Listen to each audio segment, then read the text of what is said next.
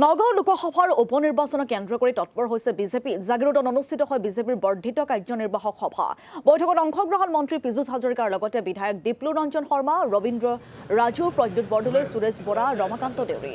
বৈঠকত অংশগ্ৰহণ বিজেপিৰ ৰাজ্যিক সভাপতি দিলীপ শইকীয়াৰ, অংশগ্ৰহণ বিধায়ক ৰূপক শৰ্মাৰ লগতে শশীকান্ত দাসৰো।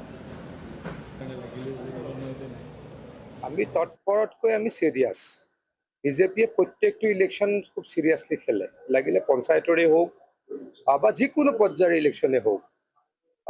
আমি জিকিম বুলি ইলেকশ্যন খেলোঁ, এইবাৰ জিকিম বুলি ইলেকশ্যন খেলিম। মই ভাবোঁ এই উপনিৰ্বাচনত বিজেপিৰ প্ৰাৰ্থীগৰাকী নগাঁও লোকসভা নিৰ্বাচনত জিকিব আৰু হিমন্ত বিশ্ব শৰ্মা ডাঙৰীয়া আৰু দিলীপ শইকীয়া ডাঙৰীয়াই প্ৰধানমন্ত্ৰী মোদী ডাঙৰীয়াক লোকসভাত এটা চিট গিফ্ট দিব। মাইনৰিটি ভোট যথেষ্ট বেছি। আগৰ পৰিৱেশ সলনি হৈছে। কেইদিনমানৰ আগত আপোনালোকে চাগে লাহৰীঘাটত দেখিছে, লাহৰীঘাটত প্ৰায় 15-20 হাজাৰ মানুহ আমাৰ সভাত উপস্থিত হৈছিলে। কংগ্ৰেছ দলৰ 3গৰাকী জিলা পৰিষদৰ সদস্য আছিল।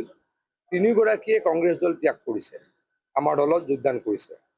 পঞ্চায়তৰ কংগ্ৰেছ দলৰ বহু সভাপতি, সভানেত্ৰী, আঞ্চলিক পঞ্চায়তৰ সদস্যা, পঞ্চায়তৰ মেম্বাৰ প্ৰায় 250ই আমাৰ দলত যোগদান কৰিছে। গতিকে আমি ভাবোঁ যে আমাৰ সংগঠনৰ শক্তি লাহৰীঘাটত, ঢিঙত, ৰূপহীত, চামগুৰিত বৃদ্ধি হৈছে আৰু আমি জয়লাভ কৰিম। গৌৰৱ গগৈয়ে কৈছে যে 24 আৰু 19ত যি পৰিৱেশ আছিল বিজেপি এইবিলাক মিটিং কৰি লাভ নাই, হাৰিবই। গৌৰৱ গগৈ ডাঙৰীয়াই নিজে কিয় ইমান বেয়াকৈ ইলেকশ্যনত হাৰিছিল সেইটো প্ৰথমে এনালাইচিছ কৰক।